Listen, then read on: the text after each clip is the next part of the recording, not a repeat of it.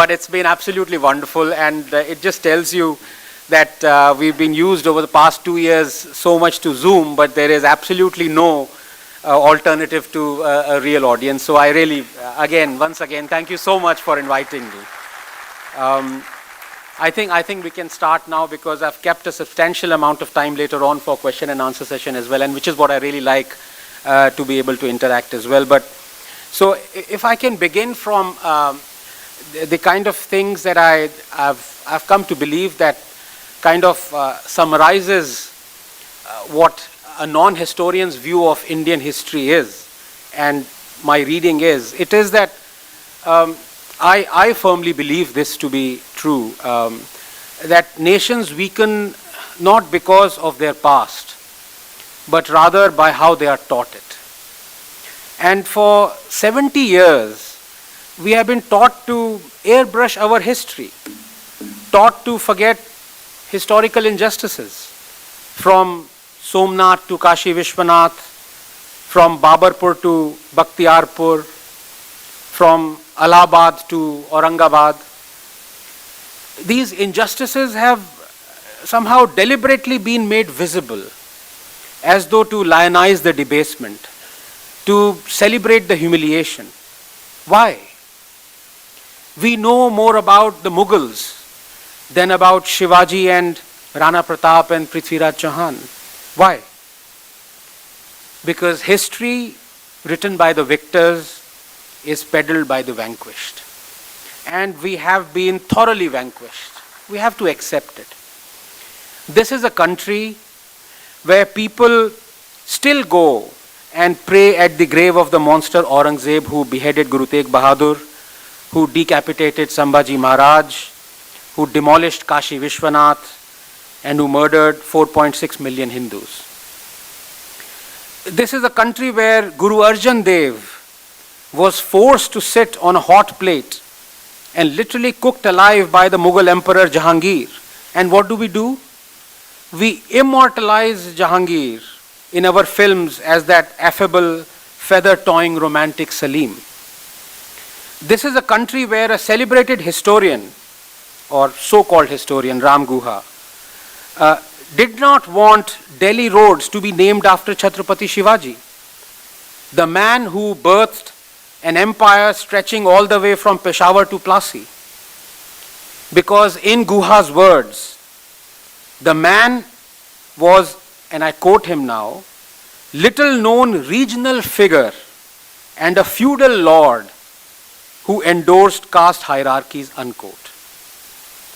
This is the country where Kareena Kapoor and Saif Ali Khan take pride in naming their son Taimur, where Akhilesh Yadav takes pride in having the nickname Tipu or Tipu Sultan, the same Tipu Sultan who wrote a manifesto that was a terrifying proclamation calling for all Muslims to come together to convert infidels and wage jihad. But I'm running ahead of myself a little here. The topic of today actually intrigues me. Forget rescuing. Forget even distorting. What in the first place do we mean by history?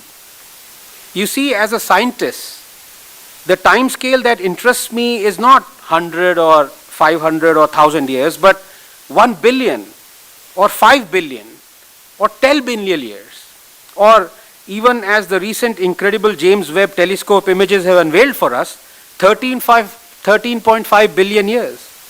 And on this time scale, I am not Indian, I am Ethiopian. I am not the descendant of a Ranganathan, but of AL2881 or Lucy.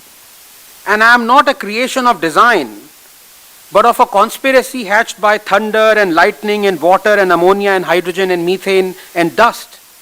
Let religion and its mesmerizing literature not fool you into believing you were created by someone who wasn't a product of the RNA world. The combined efforts of the human imagination have endowed intergalactic aliens with 2 eyes, 2 ears, 1 nose, 4 limbs and 1 brain. Yes, we think evolution peaked with us, and that an alien worthy of being our adversary has to look and think like us? Of course it does. After all, we are the masters of the universe. We sit atop the tree of life, and all what we survey from that vantage is beneath us, crawling and writhing and inept and unintelligent and wanting to be us. Nothing could be further away from truth. We, the people, are but a bunch of living and breathing cells. That's all.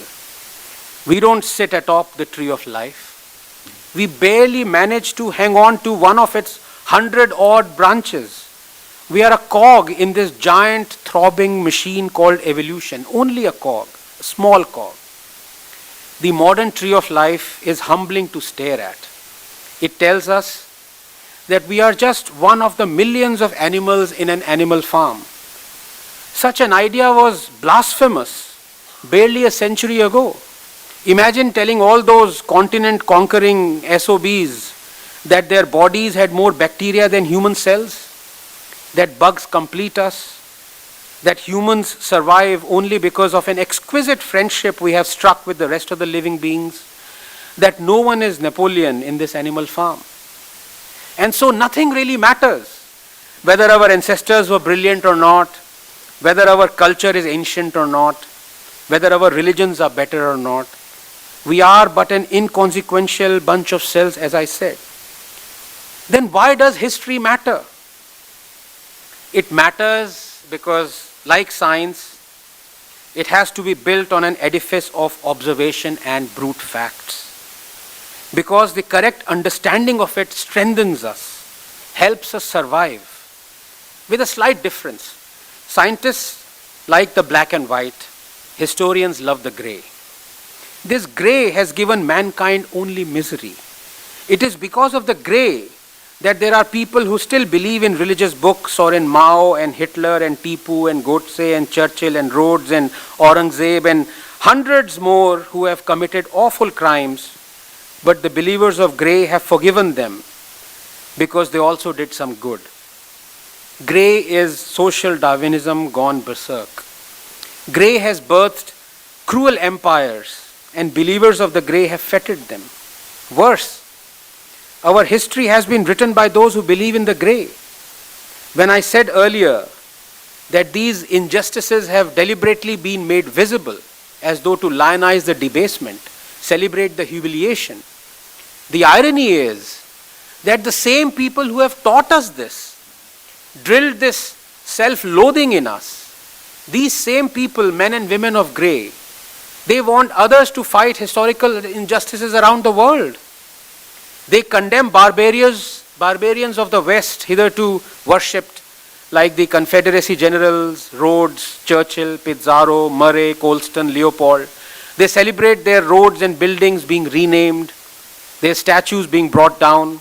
But here in India, this same lot eulogizes Tipu, Aurangzeb, Babur, Khilji. They celebrate the destruction of Kashi, Mathura, Ayodhya, Martand. Why? To me, the mark of civilization is this unquenchable thirst to demand justice for your ancestors, to correct a historical wrong. For that exemplifies a continuity, an idea, a memory that can never be erased, that is worth fighting and preserving for. It makes justice greater than the sum of its parts. And that is why civilizations are not fleeting like empires. That is why history is a medicine. Catharsis is a cure. If an image could speak 1,000,000 words, it would be that of the Gyan Vyapi mosque built atop Kashi Vishwanath, demolished by Aurangzeb. If orphaned stones could speak and not just weep, the stories they would tell of Mathura idols being used as stepping stones in a mosque. Why shouldn't Mathura and Kashi be washed of the sins the tyrants committed on it? But the Supreme Court has willfully ratified the Places of Worship Act that obligates maintaining all religious places as they were on August 15, 1947. In a just world, our Parliament and our Supreme Court wouldn't have done this. But they have. Why? Because we are fearful of learning our true history. It scares us, that's why. And that is why to redress and rescue India from distorted history is important. Hindu gods and their idols are as dirty as they are ugly and horrible to look at. And witnessing the destruction of temple idols gives me so much joy, unquote. The person who said this was also the chief architect of the Goa Inquisition that led to the conversion, torture and murder of countless Hindus. His name was Saint Xavier. Even our Hindu nationalist Prime Minister Narendra Modi venerates him. This is why we need to rescue our history. There are hundreds, possibly thousands of historical examples, but just one would suffice for the paucity of time. Tipu Sultan.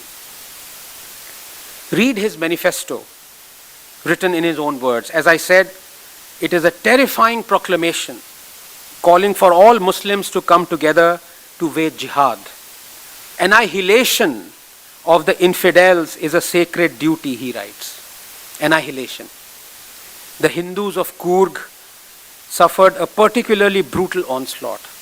Murders, tortures, forced conversions. Even dead Hindus were converted by Tipu Sultan, even dead Hindus. He destroyed 800 temples, 27 churches, captured 60,000 Christians, converted 30,000, killed thousands, and yet we call him a symbol of communal harmony. We have Doordarshan national shows on it. We cheer when an Indian purchases the Tipu sword. We cheer when the statue of the evil racist King Leopold of Belgium is demolished in Belgium. But we celebrate Tipu Jayanti because tyrants who murder Hindus are not tyrants, they are heroes. That is why it is important to redress this balance. From the Aryans to Aurangzeb, from Saint Xavier to Shivaji, our historians have chosen what to hide, what to invent, and what to disclose. The singular reason for this is this craving for patronage of an ideology, a government, an ecosystem, or a clique. And once our historians are done with their contortions, we, the readers, sit back and enjoy the inevitable fallout, the outing of hypocrisy. The left outs the hypocrisy of the right, and the right outs the hypocrisy of the left. And great column yards are churned out as a result of such skirmishes. But we forget, outing of hypocrisy is a virtue so long as it doesn't turn one into a hypocrite. Well, it does every single time. Villains are made into heroes and heroes into villains. We like it this way. Gandhi, Nehru, Savarkar, Patel, they are to be worshipped. They are to be made into gods, into atlases who carry the weight of our ideologies and our biases on the nape of their necks. History as myth, myth as history. It conforms to what we really are, unsure of our present, fearful of our future. The right wing doesn't want to hear anything about Savarkar that might put him in bad light. The left wing doesn't want to hear anything about Nehru that might put them in bad light. And the so-called Velco historians, as I call them, they don't want to write anything about anyone that might put them in solitary confinement away from all light. Fear and trembling, that is what this is. And the whole nation chugs along on this dead yet simmering coal, a journey to nowhere, slow, halting, tiring, until you realize what the grand plan always is, to appropriate.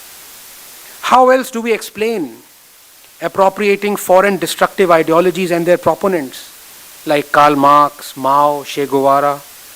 Do you now understand how reading a particular history can weaken a nation?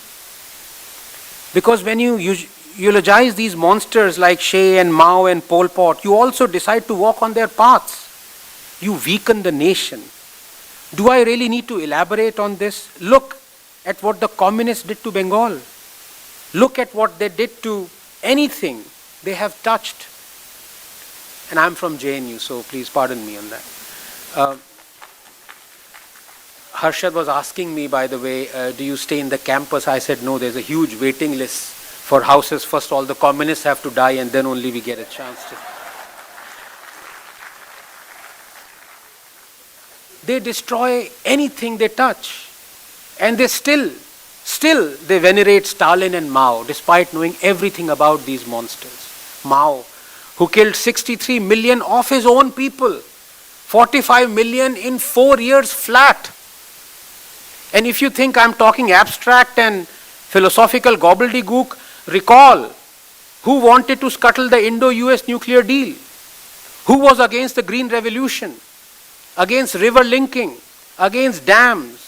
Recall who forbade the setting up of blood donation camps during the 1962 war with China, who castigated a fellow communist, Achyutanandan, for setting up a blood donation camp.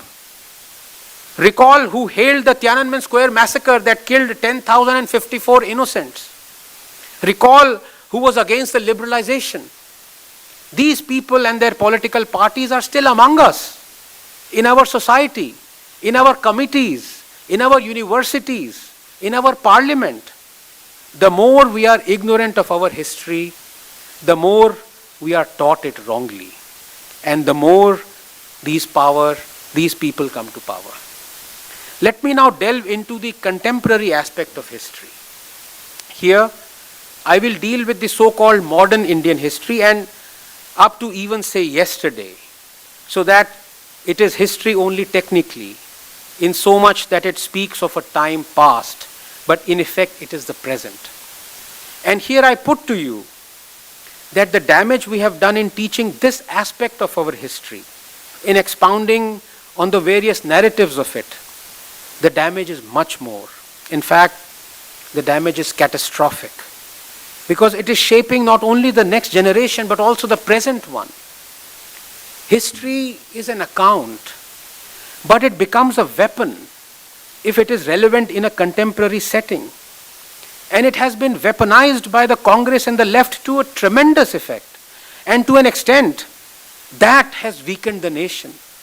I will illustrate this with examples because that is the best way to explain what I mean. Let me begin with Mahatma Gandhi, the man who more than anyone denied us the truth, denied us the ability to be critical of the people and the things he loved, denied us the courage to be critical of religion, denied us catharsis itself. And let me issue my criticism of the Mahatma by employing a Brahmastra in the shape of a man who the Mahatma feared most above anyone else, Dr. B.R. Ambedkar.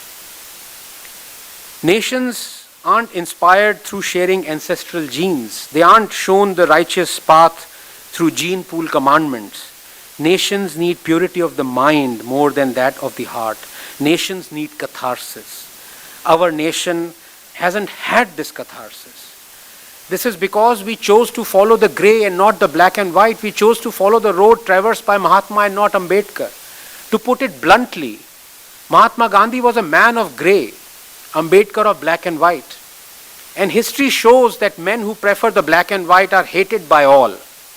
Because let us be honest here, this world runs on grey. Grey allows to wash our sins after we have committed them. It allows us to be forgiven. Grey allows us to worship and be worshipped. Grey is actually religion. Gandhi was not a liberal. His beliefs on societal structure, on economy, on a concept state, on what Indians should eat or drink, would make even the most ardent of conservatives blush. His theories were based less on logic and more on a bizarre sense of faith-based entitlement. They can only be described as an inseparable emulsion of homeopathy and spirituality. Gandhi was an intelligent and cunning God-man. He was made for India. He held her pulse, pumped her heart. Ambedkar, on the other hand, was the only true liberal this nation has produced in the last many centuries. Gandhi was a theologian, pretending to be a politician. Ambedkar, a supreme scholar. Gandhi was a social Darwinian. Ambedkar, a Darwinian. Gandhi said he would not, quote, weep over the disappearance of machinery, unquote. Ambedkar wanted an industrialized India. Gandhi could have ruled independent India had he chosen to for as long as he wanted. Ambedkar lost an election by some margin, twice. Gandhi saw the village as India's liberator. Ambedkar called it a cesspool and a den of ignorance. Gandhi's self-confidence was buttressed by the blind devotion of his countless followers. Ambedkar's stemmed from his ability to speak his mind, stand all by himself, and appease no one. Gandhi had an army of men. Ambedkar was a one-man army. Ambedkar saw through Gandhi. Worse, the Mahatma gauged this, understood this, realized this, but like a stunned ostrich, pretended to hold fort, employing his bulwarks, his minions, who were also petrified of Ambedkar's intellect. India has forever been a land of such tragedies. The one who truly was a Mahatma fought a man pretending to be one and lost. When the Great War, the First World War that is, when the Great War ended with the disbanding of the Ottoman Empire, Gandhi persuaded the Congress to support the Khilafat movement. A violent agitation for restoration of the Islamic Caliphate, deposed by the victorious British. Before long, Gandhi pinched his nose and plunged into the murky waters of religious appeasement and terror rationalization in the wake of the ghastly anti-Hindu violence perpetrated by the Malabar Muslims or Moplas in 1921. Ambedkar, who saw Gandhi's advocacy of the Khilafat movement as a, quote, pernicious political stunt. The movement was started by the Muslims, he said. It was taken up by Mr. Gandhi with a tenacity and faith which must have surprised many Muslims themselves, unquote. Ambedkar viewed the Mopla rebellion as nothing but jihad. The Muslim agitators, he said, quote, preached the doctrine that India under the British government was Daral Harb. The aim was to establish the kingdom of Islam by overthrowing the British government. Knives, swords, and spears were secretly manufactured. Bands of desperados collected for an attack on the British authority. On 20th August, a severe encounter took place between the Moplas and the British forces at Pinmangdi. Roads were blocked, telegraph lines cut, and the railway destroyed at a number of places. As soon as the administration had been paralyzed, the Moplas declared the Swaraj had been established. A certain Ali Mudliyar was proclaimed Raja. Khilafat flags were flown, and Arnad and Valurna were declared Khilafat kingdoms. As a rebellion against the British government, it was quite understandable. But what baffled most was the treatment accorded by the Moplas to the Hindus of Malabar. The Hindus were visited by a dire fate at the hands of the Moplas. Massacres, forcible conversions, desecration of temples, foul outrages upon women, such as ripping open pregnant women, pillage, arson and destruction. In short, all the accompaniments of brutal and unrestrained barbarism were perpetrated freely by the Moplas upon the Hindus until such time as troops could be hurried to the task of restoring order through a difficult and extensive tract of the country. This was not a Hindu-Muslim riot. This was a massacre, unquote. These are words of not me but Ambedkar. To Ambedkar's horror, Gandhi laid the blame squarely on the Hindus. Hindus, said the Mahatma, must find out the causes of the Mopla fanaticism. They will find that they are not without blame. They have hitherto not cared for the Moplas. The outbreak would not have taken place if the collector had consulted the religious sentiments of the Moplas. Unquote. The last time you heard this in contemporary India was the ethnic cleansing and genocide of the Kashmiri Hindus. They were blamed for it. Had they not been successful, had they not held all the government jobs in Kashmir, this ethnic cleansing would not have happened. The genesis is of Gandhi and talking of Mopla riots that none of us knew. That religious sentiment, as analyzed by Ambedkar, was jihad. Indeed, Muslim leaders themselves agreed with Ambedkar. Maulana Hasrat Mohani, the eulogized freedom fighter and a friend of the Mahatma, who once had coined the slogan Inqilab Zindabad, justified the massacre of Hindus by saying that this was Islamic jihad, and that according to the rules of jihad, those who help the enemy become enemies themselves. Shockingly, Gandhi was conciliatory towards the Maulana. Quote, "There is no greater nationalist nor a greater lover of Hindu-Muslim unity than the Maulana," unquote. Even if one side is firm in doing its dharma, said Gandhi, there will be no enmity between the two. So it is more necessary for a Hindu to love the Mopla and the Muslim more when the latter is likely to injure him or has already injured him. Why should a single Hindu have run away on account of the Mopla's atrocities? Unquote. This was sheer lunacy. The Mahatma was beseeching the Hindus to hold their ground even as they were being hunted down and butchered in their thousands. One could quote more, much more, of this utterly reprehensible apologia from the Mahatma's playbook, were it not so tormenting. Of little comfort is the fact that the saint continued to hold such views despite condemnation by men like Ambedkar. Decades later, in 1947, while preaching to those affected by the pre-partition Hindu-Muslim violence, he said, and I quote, "Hindus should not harbor anger in their hearts against Muslims, even if the latter wanted to destroy them. Even if the Muslims want to kill us all, we should face death bravely. If they established after killing us all their rule, after killing all Hindus, we would be ushering in a new world by sacrificing our lives. None should fear death. Birth and death are inevitable for every human being. Why should we then rejoice or grieve? If we die with a smile, being killed by Muslims, we shall enter into a new life. We shall be ushering in a new India," unquote.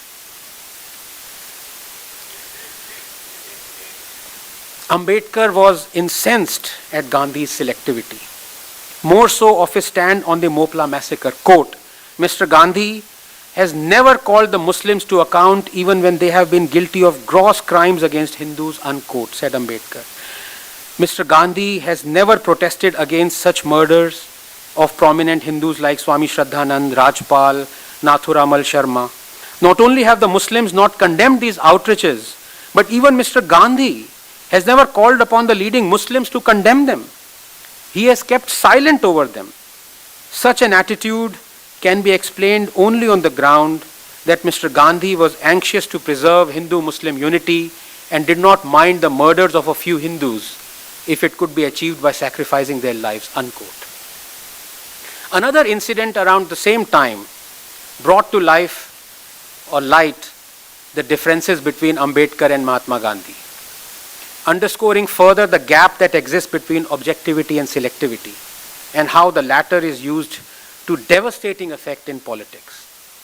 It was the publication of a pamphlet called Rangila Rasool, written as a retaliation for Sita Ka Chinala, a book penned by a Muslim that claimed Lord Rama's wife Sita was a prostitute. Ambedkar stood for Mahashay Rajpal, the publisher of the pamphlet Rangila Rasool, who was assassinated by a Muslim fanatic Ilmuddin. This while Muhammad Ali Jinnah defended Ilmuddin in court, and none other than the so-called great poet Allama Iqbal carried Ilmuddin's coffin at the funeral. Ambedkar was outraged at what was done to Rajpal. Gandhi was outraged at what Rajpal did. Quote, "I am no defender of the author of Rangila Rasool," said Gandhi, adding that the book gave him deep pain. He called the book offensive and its author a mischief maker. He wanted the law changed. The law changed. In came the dreaded IPC 295A, calling for punishment for those who hurt religious sensibilities. And the India of the kind Ambedkar had imagined, an India proclaiming liberty and freedom of expression, called in our Hindu Vedas, changed forever for the worse. Incidentally, in this poster is written Ajmer. There's a 21-year-old engineer called Sunny Gupta. He was thrown in jail for 45 days.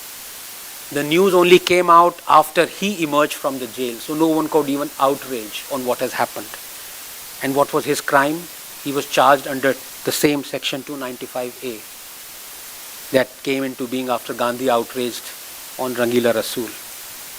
And what was his crime for which Sunny was charged? All he said was that Hindus should not visit Ajmer. That is all he said. That sentence offended religious sensibilities of the Muslims. Sunny Gupta was charged under 295A and he was thrown in jail for 45 days. His life was ruined. Do we know any of this? Do we know of these views of the Mahatma? Do we know that Ambedkar called him the prophet of a dark age, a charlatan, someone who bared his fangs? Worse, our knowledge of Mahatma Gandhi is embellished through that ridiculously selective propaganda film called Gandhi, and how every Indian almost danced in the aisles when Gandhi got Oscars. We know everything that Ambedkar said about Hinduism, don't we? But do we know anything at all that he said about Islam? I quote a few passages here, and you will realize how distorted our history has been. Quote, Islam is a close corporation, and the distinction that it makes between Muslims and non-Muslims is a very real, very positive and very alienating distinction. The brotherhood of Islam is not the universal brotherhood of man. It is the brotherhood of Muslims for Muslims only. There is a fraternity, but its benefit is confined to those within that corporation. For those who are outside the corporation, there is nothing but contempt and enmity. These are Ambedkar's words. The second defect of Islam is that it is a system of social self-government and is incompatible with local self-government. Because the allegiance of a Muslim does not rest on his domicile in the country which is his, but on the faith to which he belongs. To the Muslim, ibi bene ibi patra, which means where it is well with me, there is my country. To a Muslim, this is unthinkable.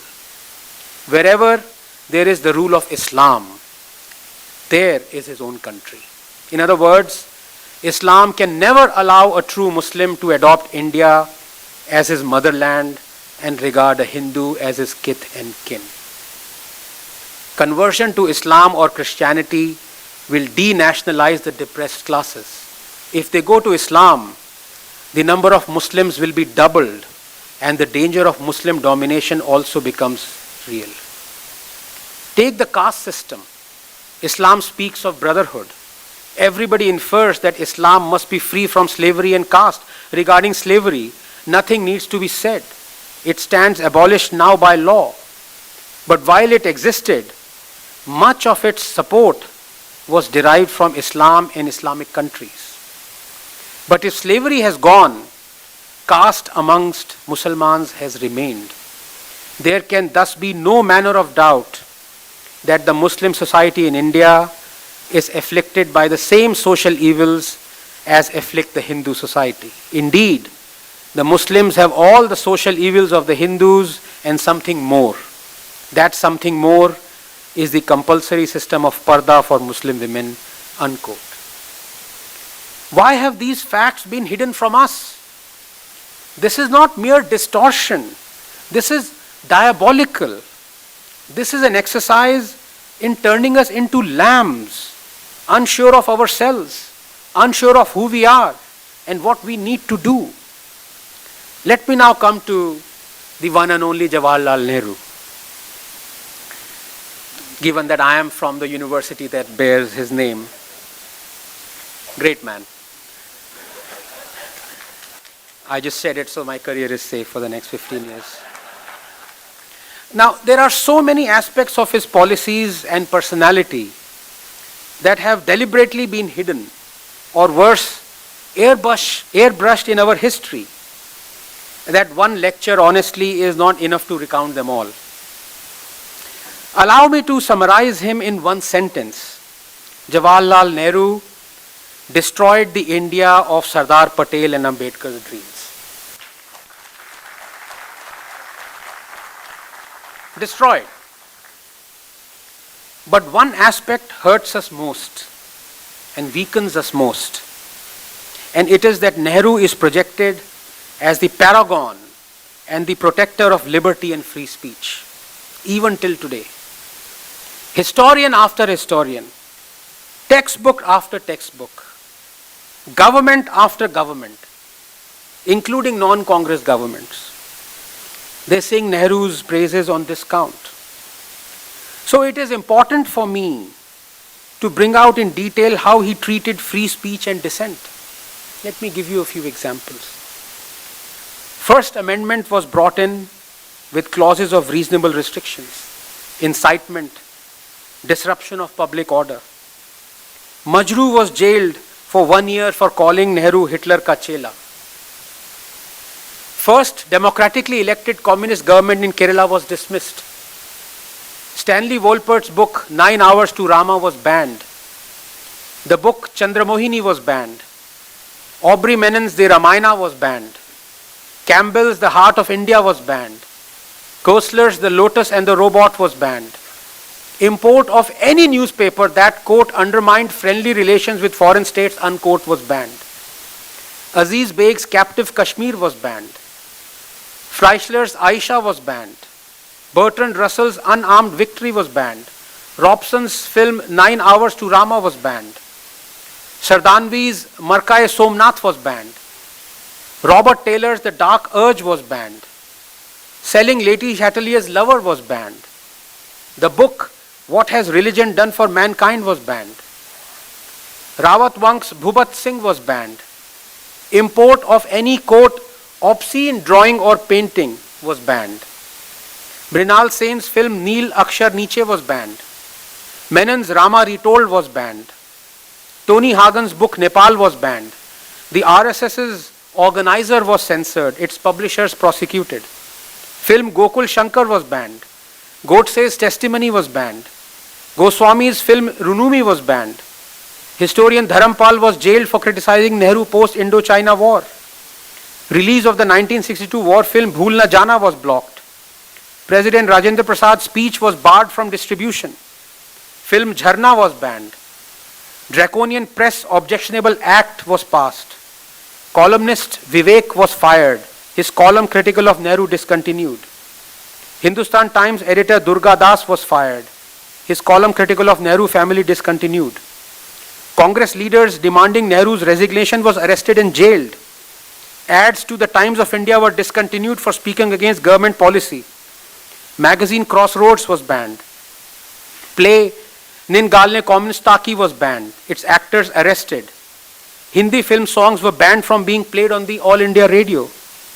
Congress demanded a ban on the iconic film Parasakti. Film Nastik was banned. Western pop music was banned from the AIR. People's Theatre Association was banned. Play Hariprada Master was banned. Film Ganga Jamna was blocked. Sharat Chandra Chattopadhyay's play Mahesh was banned. Tagore's play Gora was banned. Balraj Sahni's play Jadoo Ki Kursi was banned. Tagore's play Bisarjan was banned. Pradeep's song was deleted. 2 songs from Fir Subeh Hogi were banned. Harmonium was banned from the All India radio. Film Jugnu was banned. Editor Prahlad Keshav Atre was jailed for writing a critical article.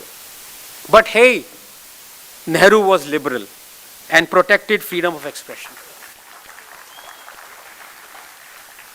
I don't know about you, but till I was 45, I didn't know any of these things were done by Nehru. Not one. I knew about emergency and I knew about Kissa Kursi Ka and Andhi. But I thought Nehru Chacha was our paragon of protector of freedom of speech. This is what history does. the wrong reading, airbrushing. Lastly, let me take the most contemporary example of distorted history and our refusal to see the reality for what it is. For that, I would like to have a show of hands from this wonderful audience. How many of you, please raise your hands, know who is Mehbooba Mufti? Almost all the hands have gone up. How many of you know Yasin Malik? Again, all the hands. How many of you know who was Meluram? 2. Sagar Sahi? 3. Ajaz Bund? No one. Eklavya? Not the historical, mythical Eklavya, but the 27-year-old Eklavya. Eklavya Meena? No one. Radhika Gill? Yes, 2. These are the people who were denied their basic human rights because of an Article 317 Kashmir.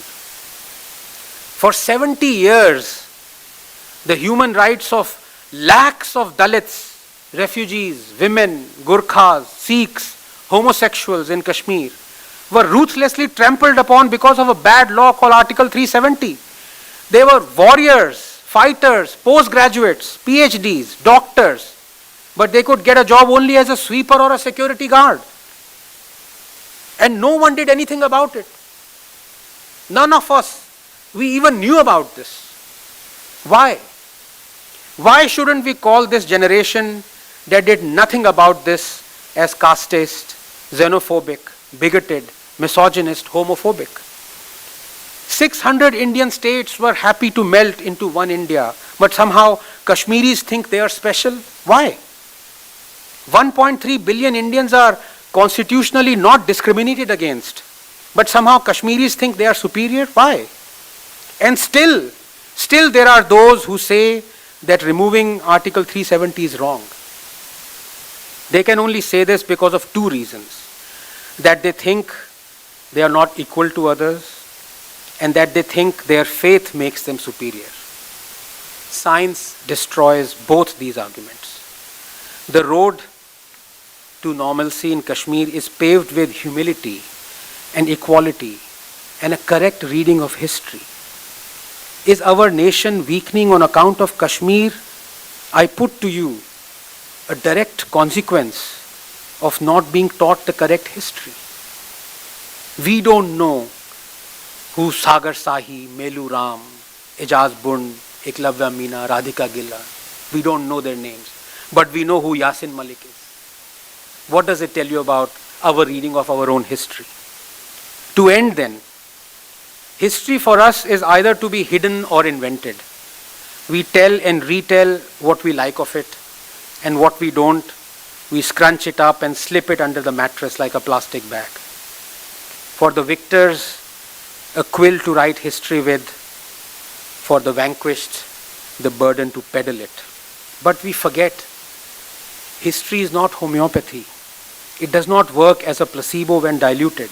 It simply disappears. We owe it to our survival to be ruthlessly honest about history. We owe it to science to make sure history doesn't disappear. Lastly, I would like to touch upon something contentious and controversial, and what this lecture would hopefully enforce. All of us here in this audience, composed thankfully overwhelmingly of the right and the non-left, know that we have fought with each other at some point of time.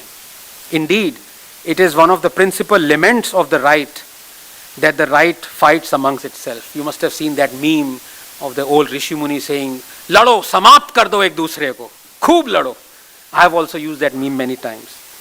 To be sure, those who say this immediately after having a fight. But I contend that this is good. We are all here together, aren't we? It is the left and not the right that cannot take criticism from amongst its own. The right works on Darwinian principles and fighting for supremacy of ideas. It comes naturally. A fundamental and glorious reason why there can never be a right-wing ecosystem. To build a right-wing ecosystem would be to replicate a left-wing ecosystem. Nothing could be more tragic. Ecosystems are tribes. Sooner or later, they demand their pound of flesh. Slowly, they sow ideas of brotherhood and dependence in an intellectual who has just joined them. And then begins the slide. If India is to encourage the growth of intellectualism, it must understand that ecosystems as we know them are to be discouraged. It must understand the role of a patron. You can support a musician by organizing a concert for him, but you can't ask him to perform your mediocre creation. And this is what all ecosystems do sooner or later. They turn into herds and their members into little lambs, afraid to speak their minds, fearful of the consequences, scared that the flow of cash or kind might ebb. Ecosystems conceal and guard mediocrity, then promote and help it prosper. Instead, the right and the non-left must now cultivate non-conformist and dissenters amongst its own fold. Over these past 8 years, not a day has gone by when the left, that holds a monopoly on the media narrative in India, principally through inbreeding and entrenched mediocrity and a collectivized belief in lunitomes, not a day has gone by when the left hasn't indulged in wanton propaganda, selectivism, scaremongering, Hindu-phobia, shameless hypocrisy, and the institutionalization of false equivalence. From spreading misinformation and fake news to pillorying institutions like the Supreme Court and the armed forces, nothing was left to chance. The intellectuals have turned into pretenders. And the pretenders have turned into potters. They have made sure the soft clay that gets baked ultimately into wisdom and sagacity is now the clay of untold misery and mediocrity. But it wasn't always like that. No, it wasn't. That clay is special. It is the same clay that suckled the glorious Vedas that fed us, whose richness reflected silently the greatness of its people, whose texture echoed unity in diversity, whose fragrance recalled Bankim and Bharati and Vivekananda and Ambedkar and C.V. Raman, whose blood birthed Shivaji and Subhash Chandra Bose and the great revolutionary. It is that same clay. It is that same clay that trundles down our mountains and is washed over by the sin-obliterating waters of our holy rivers, and while they wait to receive that same clay, receive it in their trembling hands at Ganga Sagar before it is lost forever in the vast oceans of apathy, while they wait, we have work to do to make sure they receive this clay and then shape it into a new India, a great India. To a scientist, all history must be hyperlinked. Every sentence of history must have a citation. Because if it is not done, then yes, history is subjective. You can record a scene from a battle that happened hundreds of years ago. But as you say, I give it to you that because there is no video evidence of the battle that took place 1,000 years ago, there would be multiple accounts of it, sure. But you can say that history that is more than 50 years old can have that leeway, even though there are very tight and important factual interpretations that go one way and not the other. Like Rashomon, for example, where it is proposed that there are multiple truths, not just one truth. Science doesn't work like that. There aren't multiple truths. There is the B form of DNA is double helical. You cannot say if I look at DNA from this angle, it is triple helical. If I look at it from this angle, it is not a helix at all. No. So while I do agree with you that history is not as objective as science, it must veer towards that. If we are to reduce our dependence or on a narrative that will only weaken us, we must be sure of what that historical account is. And even if we are not, it is incumbent upon us to give both accounts. So we can be partial, a historian can be partial towards, for example, Jawaharlal Nehru. But it is important for the students to be taught the other side of Nehru as well. And that is the tragedy, and I have said this before, that the luckiest children, school children, are those who are sons and daughters of IAS officers, because by virtue of them being their sons and daughters, they travel all around India. So if they go to a BJP ruled state, they would, through the textbooks, they would know the truth about the Congress. And if they go to, let's say, a communist state, they would know. So, you know, the tragedy in India is that you don't get the true account by reading just one book. You have to read multiple books. That's a tragedy. But things are changing. There are historians, for example, my good friend Vikram Sampath. From his one book, you get everything you want to know about Savarkar. And trust me, because if I don't brag about my being objective and critic, but I actually read his 2 volumes so that I could find mistakes in it, and I could not. And I forget the name of the author of the so-called beautiful equation. He was a Britisher, got the Nobel Prize. It escapes my mind, but Leo Tolstoy gave him War and Peace to read. And after 6 months, he wrote back to Leo Tolstoy, "Thank you very much. I really enjoyed the book." On page 6, one typo is there. On page 29, this is so. His whole letter was of the mistakes in War and Peace. So scientists are like that. But I could not find something that I had read about Savarkar that was egregious to a right-winger that wasn't there in Vikram's book. So I would say it's one of the very, very few books that you don't need to read another book on Savarkar to get another account that you were missing. So I think history has a lot of accounts, but at the same time, we must tend towards history that is as close to becoming or narrating only one account as possible. And science is actually helping history. If you look at, for example, the RN invasion theory and how population genetics has tackled it, to all practical purposes now this theory is completely discarded. Earlier it was they invaded, then it was they migrated, then it was they interacted, now it is, chai pine aa gaye the.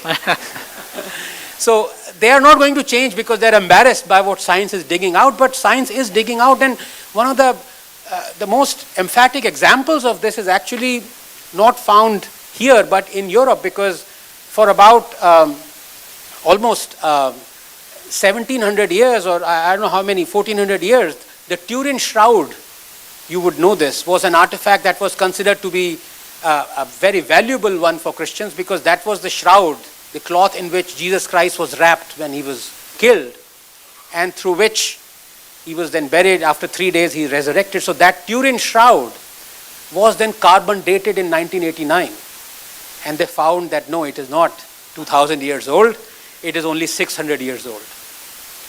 Now there are still millions who believe in the Turin shroud. It is not upon the scientists who did the carbon dating to say, no, now science is not like religion. It's not, no, you better believe that this shroud is only 600 years old. No, you just kept the evidence on the table. Those who wanted to believe it, believed it. Those who didn't, they still believe in the Turin shroud.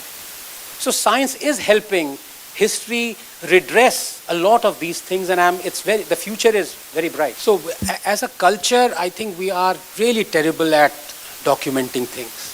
And I used to get incensed with that because, I studied in a country, UK, where they preserve, everything that they come across. It's to a ridiculous extent. I mean, someone's grandmother or, would bring out a document where, oh, look, in 1200, your ancestor married there at this church, and this tree had these many apples on it. It's ridiculous. And here we don't preserve anything. And in fact, I've written about this. Why is this so? There can be multiple reasons. But I think the most, esoteric one or philosophical, if you may call it, is actually, it is ingrained in us that we believe everything exists only for a very fleeting time. When life itself is fleeting, why to preserve something like a building or inanity? So it used to incense me Now I want things destroyed. No, I mean actually not immediately, but I'm not that perturbed because everything actually turns to ashes and dust. So when you talk about our history and preserving of it, I mean, Naipaul has given a much more structured evidence of that in his second book of his trilogy, A Wounded Civilization, as to why have we become like this. But the fact remains that there are many who do not consider Ramayana and Mahabharata as real history. And I am one of them, I admit it. Because increasingly also, even in today's age, something is alleged in a tweet, you immediately are no longer satisfied by just a newspaper article on it. You want to see the video. And you're no longer even satisfied by looking at the video. You want to see whether it is certified as not being doctored. And you're no longer even satisfied by that. You want to hear from the association, which is a non-governmental one, whether this video is not doctored or not. So when you yourselves have 3 layers of checking and cross-checking and fact-checking, how on earth will you freely believe that things that happened 7,000, 8,000 years ago was actually true historical fact? So and this is not to say that the event did not happen.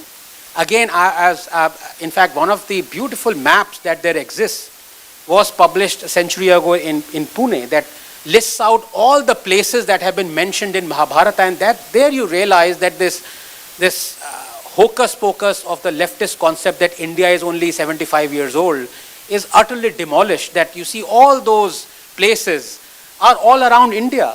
So, I mean, of course, those events happened, but how beautifully they have been woven or intertwined with mythology, with flying things, with all that sort of course, I mean, it's very difficult, not difficult, impossible for me to believe it. But again, I am not asking you to not believe it. I'm just saying that I don't believe it because I go for scientific evidence. That's just one of them. Just again on history, and I think sometimes all of us like to read about battles, treachery, drama. So is it that peaceful periods which really got development in India, is that the reason they are not documented? I mean, we hear a lot about the Pallavas, the Cholas, and the Pandyas, and them ruling for so many centuries, and India doing so well under them. And it's still not very well documented. Is it because it was peaceful? Because Hindus were peaceful? No, it is purely because the more I realize this, and it's so stark. It's just that aspect, the Hindu aspect of our history, which essentially is our history. If you were to ignore the invaders, that is also history. The Hindu aspect is so totally sidelined. I mean, it's impossible for you to even structure in your mind the kind of eulogizing we do of the cruel Mughal emperors like Aurangzeb and the others I took the name of.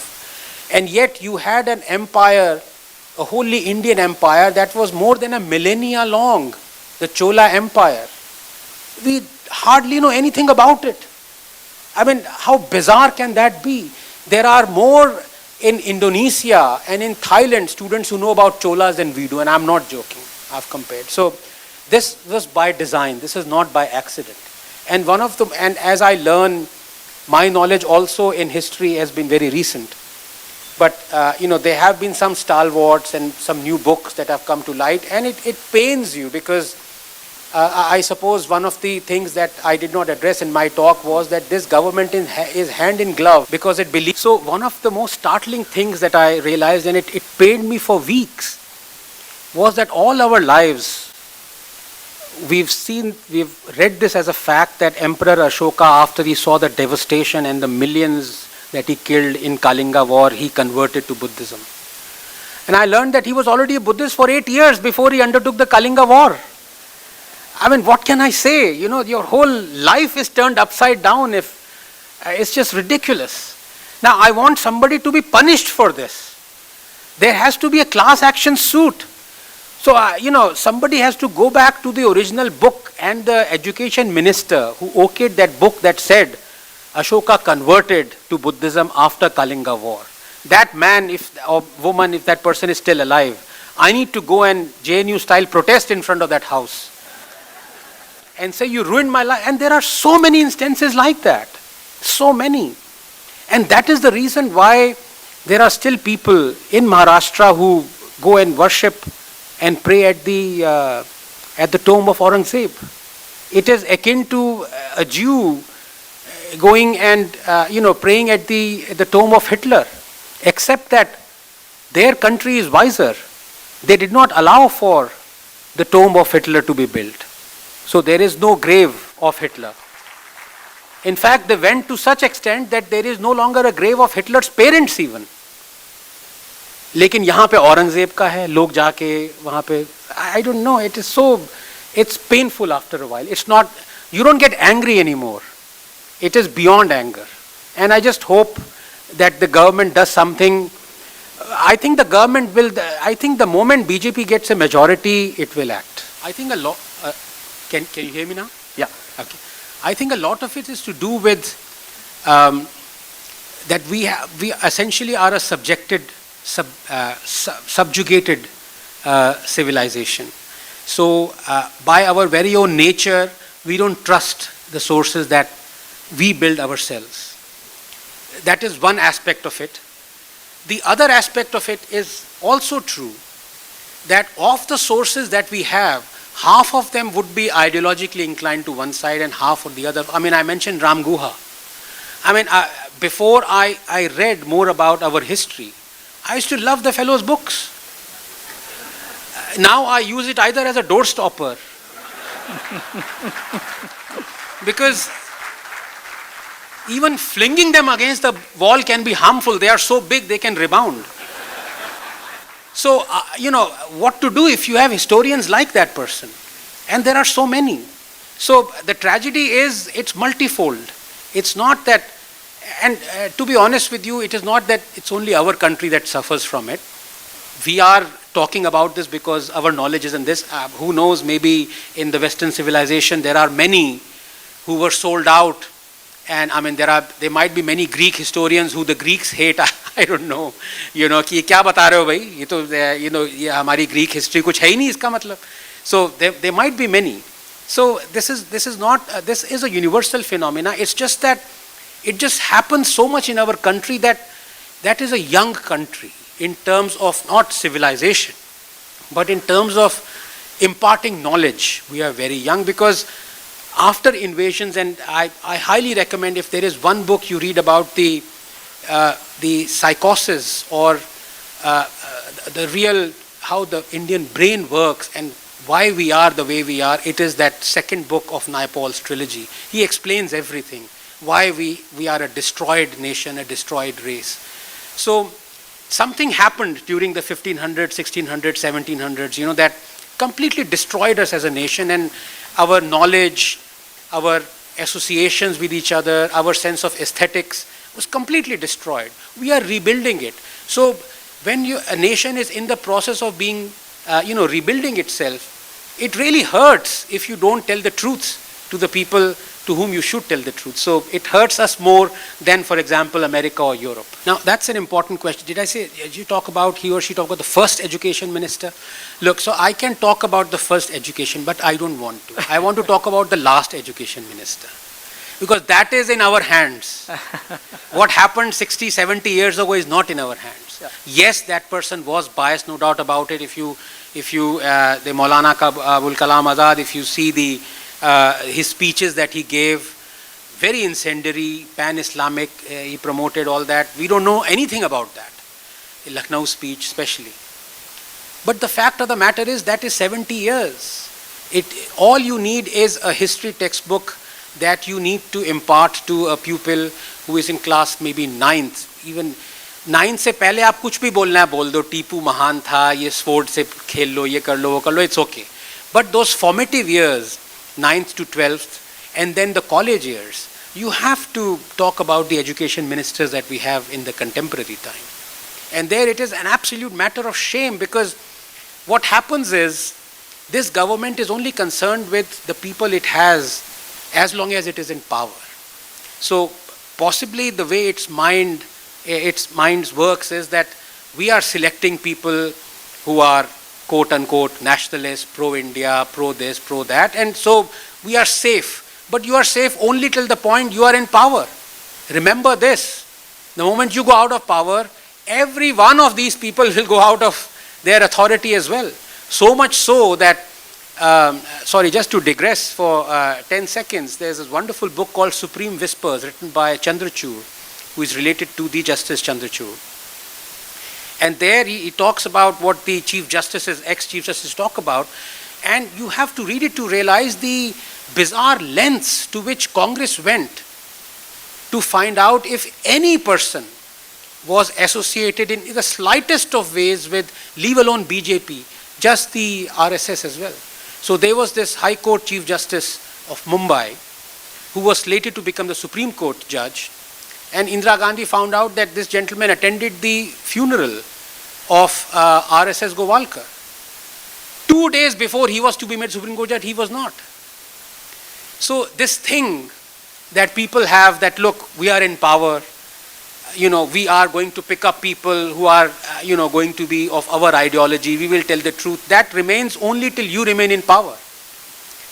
Because you haven't changed the textbooks, you haven't changed the school textbook, there still are people who still like Che Guevara, still like Mao, who still think Stalin was a hero. Unless you change the textbooks, you're not going to change the way people think. You are simply changing the way people think for the next 5 years or 10 years. Maybe, I don't know, maybe that's what people want. So, I am not concerned about the first education minister. उन्होंने अपना काम कर लिया, वो निकल गए. I am concerned about the last education minister who said, I am proud to have not changed anything. Thank God he was changed. Yeah, so I think there were multi-pronged motives. One was about this so-called Gandhi. So Gandhi was made into a Mahatma, and everything that he believed was peddled to us as history. So one of his things that was the most spectacularly unsuccessful was the Hindu-Muslim unity, right? And he knew the evidence was all around, from Mopla to even before that, to even people who had advocated the two-nation theory. People fault Savarkar for it, but before that was Sir Syed Ahmad Khan, and before that was in fact Karl Marx in 1853 book. He talked about the two-nation theory. So Gandhi knew that he is wrong, but still he persisted. And after Gandhi died, for the next 30, 40 years, there was this so-called almost a dogma that we will exist as a nation together, even though we had seen the pangs of partition, even though Ambedkar warned us of this. So at the altar of Hindu-Muslim unity, every truth about Islam was hidden. Every truth about what the Islamic leaders said were hidden. When you do that, you not only airbrush your history, you weaken the future generations to act. That is the birth of appeasement. Now, there is a direct correlation. That is when I say that nations don't weaken because of their past. Because nations will always come back. In 1990, 91, our foreign reserves were less than what Sri Lanka's are right now.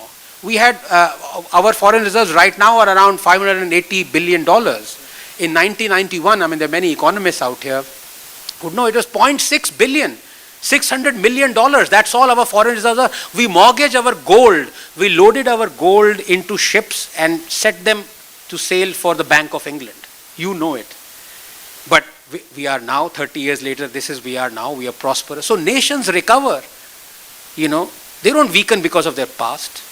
But I told you about when people profess those ideologies, when they are taught wrong history, when the history is airbrushed, when they still think all those monsters are actually heroes, that is when they take and implement policies that weaken the nation. So it was, and of course when Congress came, it was complete reign of sycophancy. Nehru, I told you all those things that he banned, jailed editors, none of that new. Of course it was through Nehru's command itself. After that Indira came, emergency. Incidentally, there are a lot of JNU professors who have airbrushed even emergency. There was Khushwant Singh who said, why I support emergency. Khushwant Singh was the first one to advocate a ban on Salman Rushdie's book. And if you remember, when that intolerance whole facade was going on, they held a Khushwant Singh literary festival in which they talked about the intolerance and the emergency that is happening around India. So, sir, you mentioned something about, this whole distortion or this effect shaping policy, but really how does that shape future policies? Any examples where you think some of our policies itself have got therefore badly sort of created, and how could we correct that going forward? So absolutely, to give you an example, Shah Bano case is an absolutely apt, the appeasement that happened. And you know, socially, and I'm not talking economically, socially this nation has suffered a lot because of that single act of Rajiv Gandhi. Now that was based on appeasement. That was based on let me appease, and that appeasement goes on. It's institutionalized now. Just yesterday, the Chief Minister of Telangana has given 17 crores for 2-month payment to muezzins and mullahs from the taxpayers' money, from the money that he earns by controlling Hindu temples.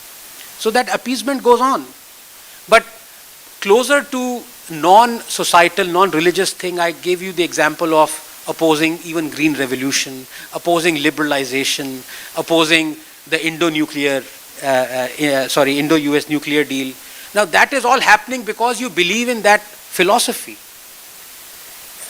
Why is when people know that socialism is evil, socialism will not work, socialism will make you bankrupt. As Margaret Thatcher famously said, that socialism only works as long as you till the time you run out of other person's money. When you know this philosophy doesn't work and you still carry on with it, that is what is weakening the nation. When you know that farm laws were good for you, that India needed those farm laws to catapult itself to a middle income economy. When you knew that all those 3 farm laws almost verbatim were there in the Congress manifesto. In fact, Modi did not go even as far as Congress wanted to go. Congress wanted to remove APMCs. Modi said, no, I'm giving you a choice. When they are in your manifesto and then Congress backtracks and says, look, these are black laws, what can you do?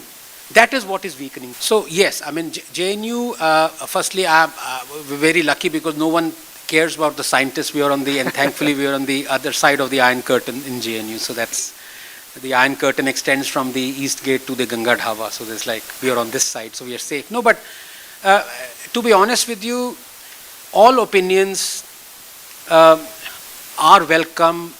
They must happen, especially in a university. But we know that it is the left that doesn't want those opinions because they know it stems from this, there's almost a psychiatric term, and Dr. Harsh is there, he knows there's something called the guilt of inadequacy. When you know something is not working, when you believe in something that is plainly wrong, and you continue to believe in it, then you are embarrassed by it. A hate builds up against people who don't believe it anymore. So, I mean, don't communists know that every nation that has professed communism throughout human history has been totally destroyed? Don't they know it? Haven't they seen it? USSR, Venezuela, China, until it switched to a different economy, and still you have communists. So, I mean, I'm not there to say you cannot be a communist. I mean, it's your mind, it's your brain, and you go ahead.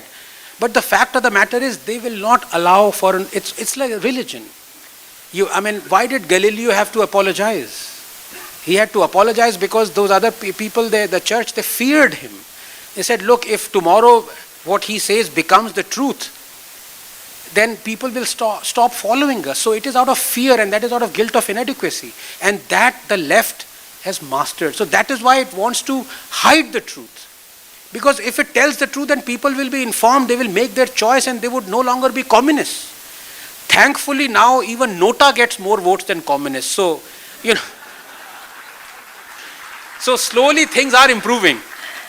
But still you have communists, and they're very clever because they know this. They're no longer concerned with, they know they're not going to get to power ever again in Lok Sabha, Rajya Sabha, but they have their fiefdoms and they're protecting it.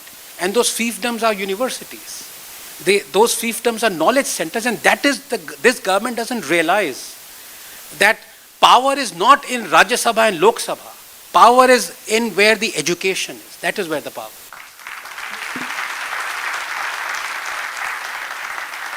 So the textbook revision, first of all, it's, and I refuse to believe those who say, look, 8 years is too small a time, we have to constitute a committee. अरे 8 साल में committee नहीं बनी यहाँ तो we are a nation of committees. How can you say, we dream of committees? So that is wrong. But away from textbooks, you have to identify where does a child or even a student learn things, imbibes things. It is, yes, through textbooks and through exams, because no matter if your ideology is communist one, if you show, for example, if you prescribe the Black Book of Communism as a textbook, and there it is known that Mao was a monster, if you write, if you're a communist student and you write, no, Mao was great, you will get 0 marks. So obviously, you would fail the exam. But the question is not to change the mindset. It has to start from a non-textbook thing. I gave you one example. Let me give you another. I gave you the example of Narendra Modi venerating Saint Xavier. I mean, that is shameful. That should be unacceptable. Somebody should hold Prime Minister Modi to account and said, look, you cannot say those things anymore. I have just given you one quote of what Saint Xavier did.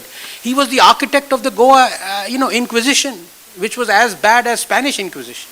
What are you doing venerating him?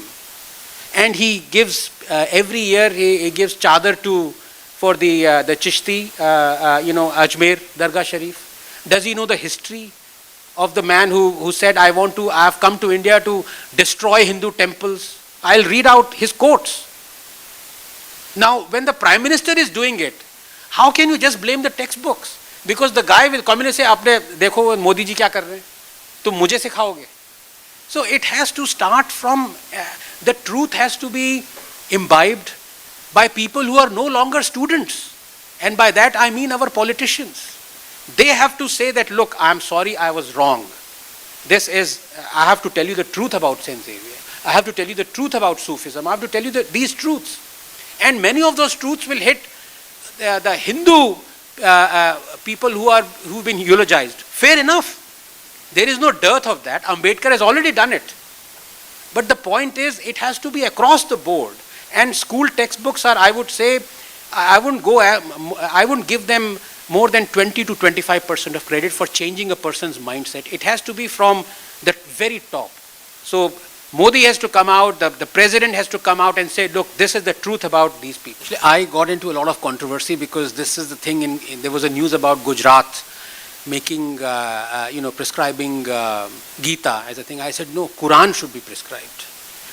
So a lot of right-wingers, without understanding what I actually meant, वो आ गए, उस पे वो meme आ गया, समाप्त कर दो, लड़ दो, मारो इसको, मारो. Because, and it is not for nothing that I call Zakir Naik as my hero. I mean, a lot of right-wingers, they hate Zakir Naik. But have they ever understood why a lot of Muslims also hate Zakir Naik? Answer that question. They hate him because all he does is, he narrates the verses. That is all he does. That is all you need to do. That is all you need to do. I have never been, I'm letting out a secret out here, because I don't want anyone to behead me. I have never criticized Quran or any Islamic scriptures. I have only quoted them. If you feel annoyed by that, that's not my problem. This is what the Twitter did. I quoted verse 3359, thank you Zakir Naik, about the blasphemy verse, and Twitter blocked me for 20 days. And I told them, why have you blocked me? And said, because this is hate speech. So I said, are you saying this is hate speech? Then they quickly unblocked me. So I don't need to comment or criticize. It is vitally important for all Indians to read the Quran. Trust me. Now, I think that's a wonderful question. And I jokingly I say that, we are ruled by parties that believe in either past or pasta. Now,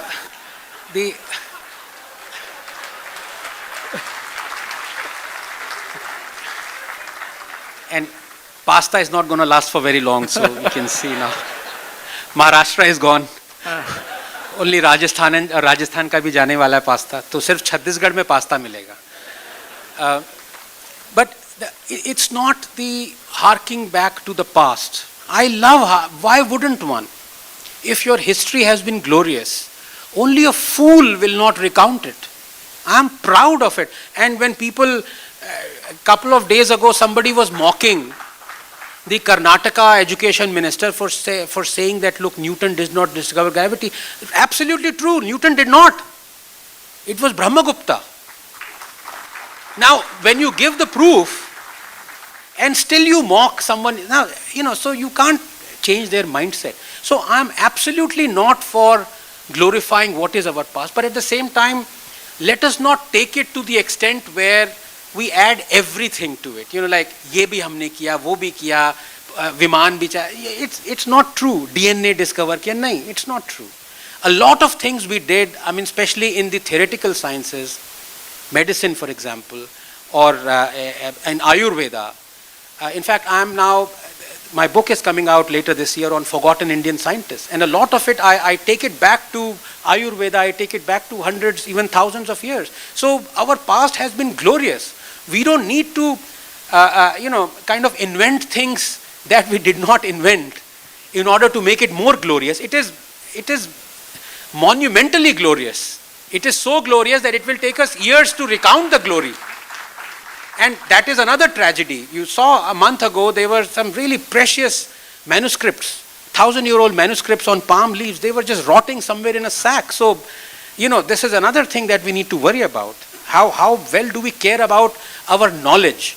See, buildings, I really don't, mind too much if a building is destroyed, but if that knowledge is destroyed, that is destroyed forever.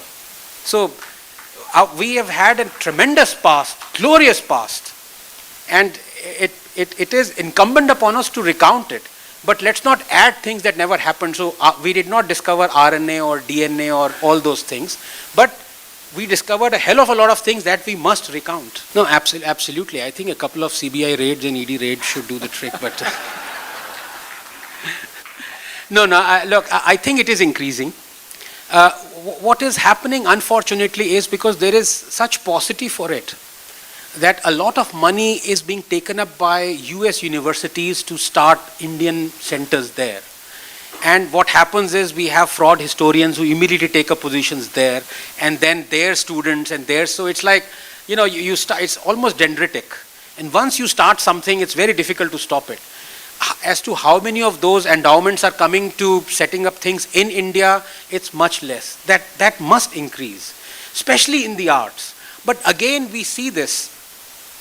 Nothing happens in a vacuum. And if you were to, and this is again the tragedy, you have, for example, Ashoka University, it is a liberal arts university. I am not a votary for a university that is exclusively for either the arts or the sciences. The greatest ideas have always been, when there has been union of arts and sciences, and for someone to demarcate what is art and what is science itself is wrong in my opinion. So, I was the first one who really castigated this government for carrying on this funding of Nalanda University that doesn't have science as a subject. That's a tragedy. You mean to tell me that Nalanda, the original Nalanda University, did not have science and maths? Why are you giving 2,700 crores to a Nalanda University that is not teaching, scientific subjects? Now somebody should ask this to our ministers who are giving taxpayers your money, 2,700 crores to Nalanda University to have a liberal arts university. It has to be a mixture. And I think it's very difficult increasingly in our setup, and I know especially as a scientist, because what happens is our belief system is actually a very feudal one. So you have someone who did good work, decent work, he's about to retire, chalo yaar, isko ek institute de dete hain. So, and this happens a lot in sciences. I don't know whether it happens in arts or not. So there are a lot of scientific institutes that are peppered all around India that have a faculty strength of 7, 8, 9, brain research center, this limb research center, liver research center. Arey why human research center karo na? But uske liye, so that has to stop. We have to start, being proud of the university culture again, rather than these fixed, standalone, specialized institutes. Pakistan comes to mind.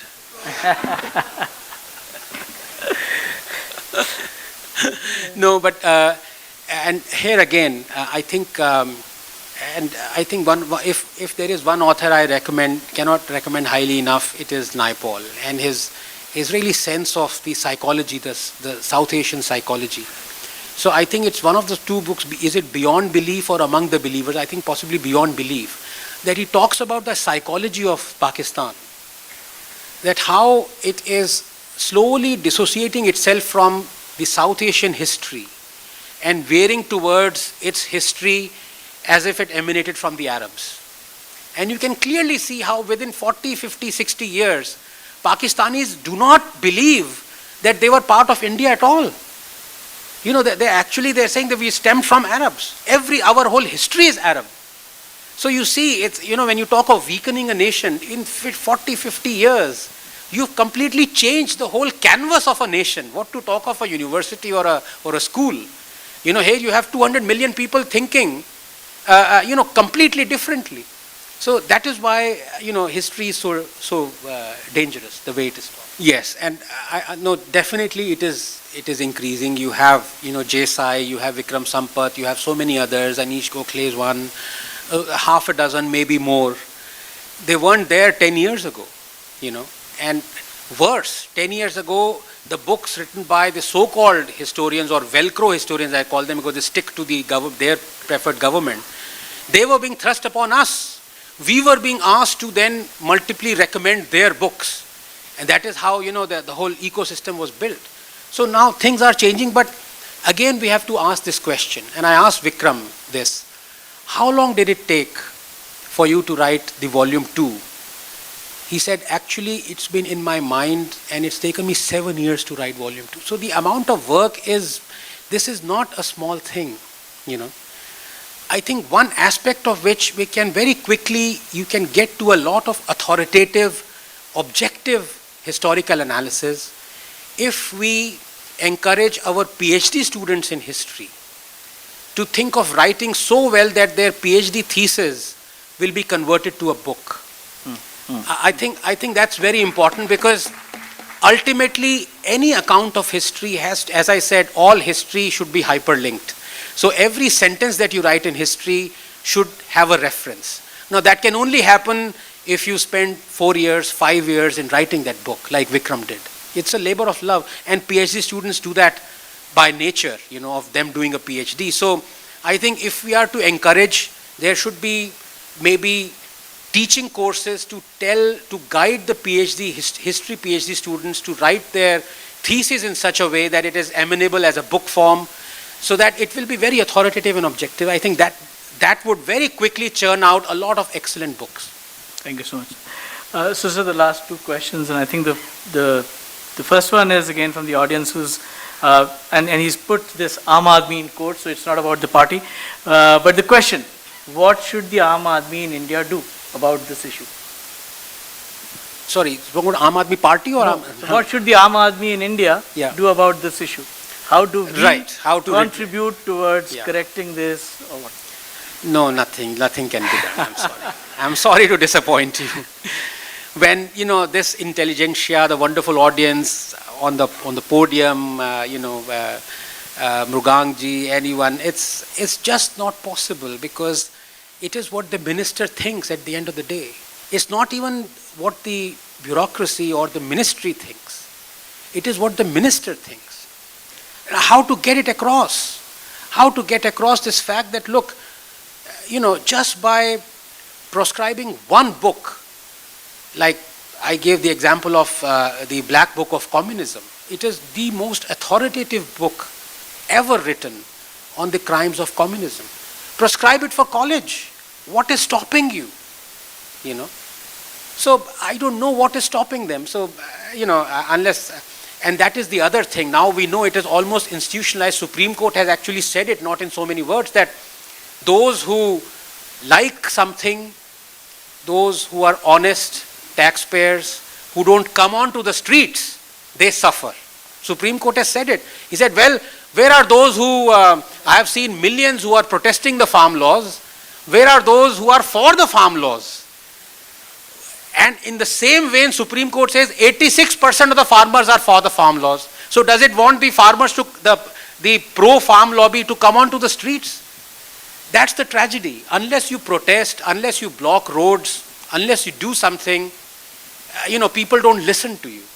So, and I'm absolutely not asking you to picket the HRD minister or something like that, but the tragedy is unless you do that, you're not going to get your way. So please please be very aware of what happens outside of your pupil, of your sons or daughters' school.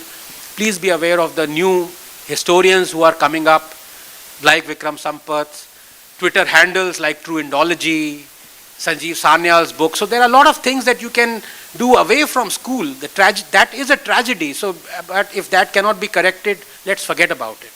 At least you can do something from your own effort. That can be done. You have done 4 times more than the education minister of this government.